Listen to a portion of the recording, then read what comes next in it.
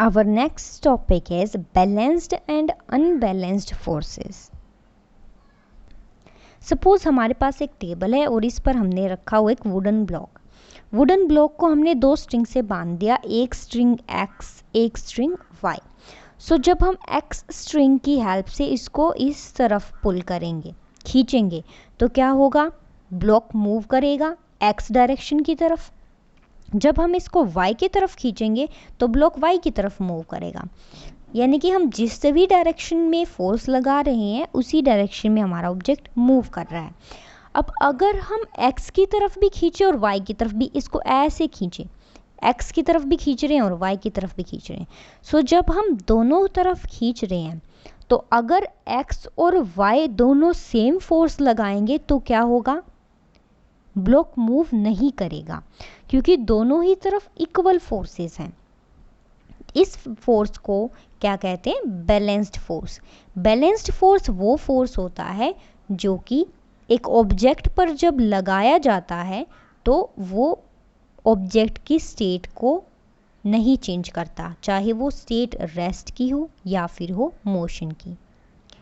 सो अगर आप दोनों x और y दोनों ही स्ट्रिंग्स को सेम फोर्स के साथ अगर खींचोगे तो उसके वो मूव नहीं करेगी. जैसे ही एक ने ऑब्जेक्ट पर ज़्यादा फोर्स लगाया, अगर x जो है वो y के कंपैरिजन में ज़्यादा फोर्स से खींचेगा अगर स्ट्रिंग को, देन ऑब्जेक्ट मूव करेगा. और मूव किस डायरेक्शन में करेगा, जिस डायरेक्शन में फोर्स ज़्यादा लगाया जा रहा है. अगर x उसको ज़्यादा ज़ोर से खींचेगा y के कंपैरिजन में तो वो x की तरफ मूव करेगा. अगर y ज़्यादा ज़ोर से खींचेगा तो y की तरफ मूव करेगा. यानी कि ये जो फोर्स था ये दोनों तरफ इक्वल नहीं है, तो इस फोर्स को हम क्या कहेंगे, अनबैलेंस्ड फोर्स.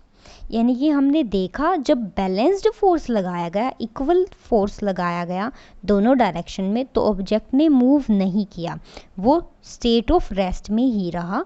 लेकिन जब हमने अनबैलेंस्ड फोर्स लगाया, x ने या y में से किसी एक ने ज़्यादा फोर्स लगाया दूसरे के कंपैरिजन में, तो अब फोर्स इक्वल नहीं है, तो वो क्या है, अनबैलेंस्ड फोर्स.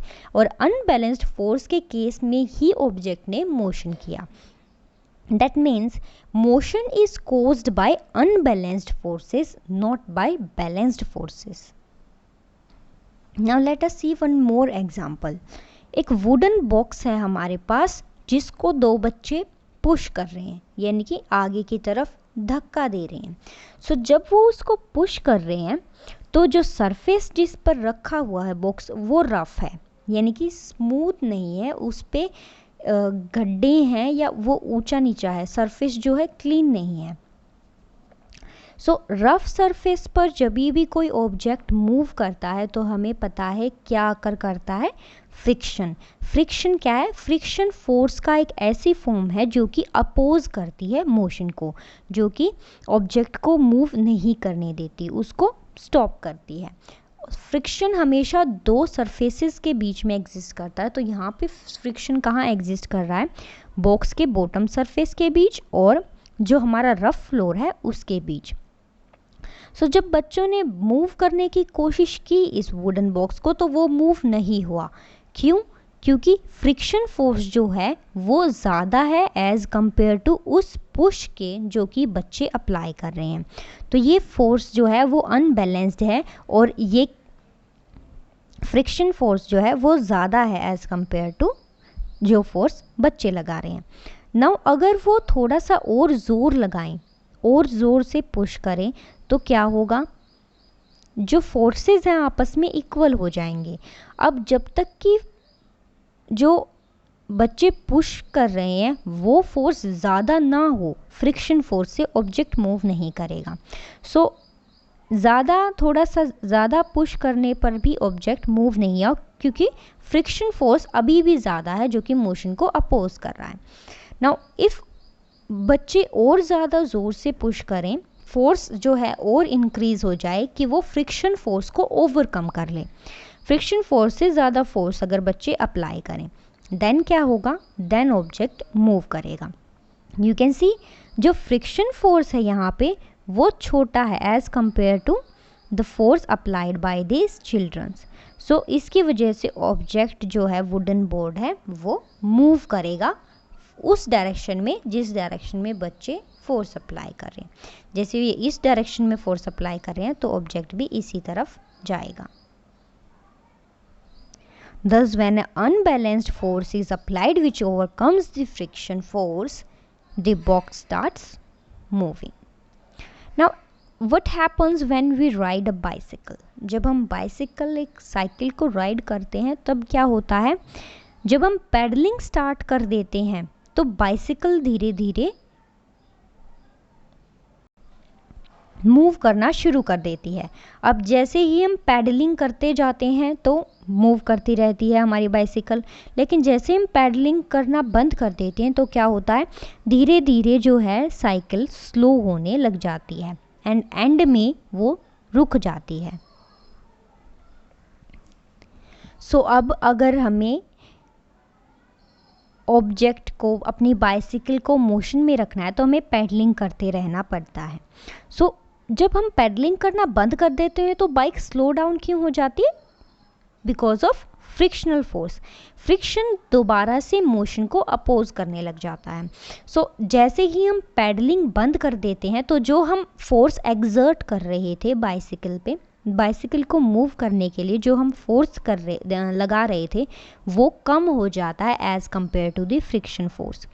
तो जैसे जैसे फोर्स हमारा कम होता जाता है और फ्रिक्शन फोर्स बढ़ता जाता है, हमारी स्पीड स्लो होती जाती है। फिर एक ऐसा टाइम आता है जब हमारा फोर्स कम होता है as compare to the friction force. तो फ्रिक्शन फोर्स जैसे ही ज़्यादा होगा ऑब्जेक्ट वहीं पे रुक जाएगा। तो अगर हमें बाइसिकल को चलाते रहना है तो हमें ज़्यादा फोर्स लगाते रहना पड़ेगा as compare to the friction force. That means for motion of an object there should be a continuous application of an unbalanced force, क्योंकि बैलेंस्ड फोर्स में तो ऑब्जेक्ट मूव ही नहीं करता। ऑब्जेक्ट के मोशन के लिए नेसेसरी क्या है? Unbalanced force. तो जैसे हम कॉन्टिन्यूसली अप्लाई करते रहेंगे अनबैलेंस्ड फोर्स को तो ऑब्जेक्ट मोशन में रहेगा। हालांकि ये पूरी तरह ठीक भी नहीं है। अगर हमारा पुश फोर्स और फ्रिक्शनल फोर्स दोनों ही इक्वल हैं, यानी कि फोर्स हमारा बैलेंस्ड है, तब क्या होता है कि जो स्टेट है हमारी रेस्ट की या मोशन की वो चेंज नहीं होती। सो हम अप्लाई कर रहे हैं पुशिंग फोर्स साथ में फ्रिक्शनल फोर्स, तो हमें कॉन्टिन्यूसली अनबैलेंस्ड फोर्स की रिक्वायर्ड नहीं होती। वो बैलेंस्ड फोर्स हमारे ऑब्जेक्ट को कॉन्टिन्यूस मोशन में रखता है। हमें पता है कि बैलेंस्ड फोर्स जो है स्टेट चेंज नहीं करता, चाहे वो मोशन की हो चाहे वो रेस्ट की हो। अगर कोई ऑब्जेक्ट रेस्ट पे है और हम उस पर बैलेंस्ड फोर्स लगा रहे हैं तो वो मूव नहीं करेगा, और अगर कोई ऑब्जेक्ट मोशन पे है और हम तब उस पर बैलेंस्ड फोर्स लगा रहे हैं तो वो स्टॉप नहीं होगा। तो बैलेंस्ड फोर्स जब हम लगाते हैं कि पुशिंग फोर्स भी और फ्रिक्शनल फोर्स भी दोनों जब इक्वल होते हैं तो हमारा ऑब्जेक्ट जो है यूनिफॉर्म वेलोसिटी के साथ मूव भी करता रहता है। नाउ जैसे ही हम उस पर अनबैलेंस्ड फोर्स लगाएंगे या तो वो अपनी स्पीड चेंज कर लेगा या फिर डायरेक्शन चेंज कर लेगा मोशन की। Thus to accelerate the motion of an object an unbalanced force is required। अगर हमें यूनिफॉर्म वेलोसिटी रखनी है, ऑब्जेक्ट की यूनिफॉर्म मोशन रखना है, तब हमें बैलेंस्ड फोर्स रिक्वायर्ड होगा, और अगर हमें मोशन एक्सेलरेट करना है, इंक्रीज करना है या डिक्रीज करना है तो हमें अनबैलेंस्ड फोर्स रिक्वायर्ड होगा। और जो स्पीड में या फिर डायरेक्शन में चेंज आ रहा है ऑब्जेक्ट की वो तब तक चलता रहेगा जब तक कि अनबैलेंस्ड फोर्स हम अप्लाई करेंगे। और जैसे ही हम फोर्स को अनबैलेंस्ड फोर्स को रिमूव करेंगे तो जब तक फोर्सेस दोनों इक्वल रहेंगे, पुश या पुल फोर्स और जो फ्रिक्शन फोर्स है, तब तक हमारा ऑब्जेक्ट उसी स्पीड के साथ उसी डायरेक्शन में मूव करता रहेगा, और जैसे ही फ्रिक्शन फोर्स ओवरकम कर लेगा ऑब्जेक्ट स्टॉप हो जाएगा।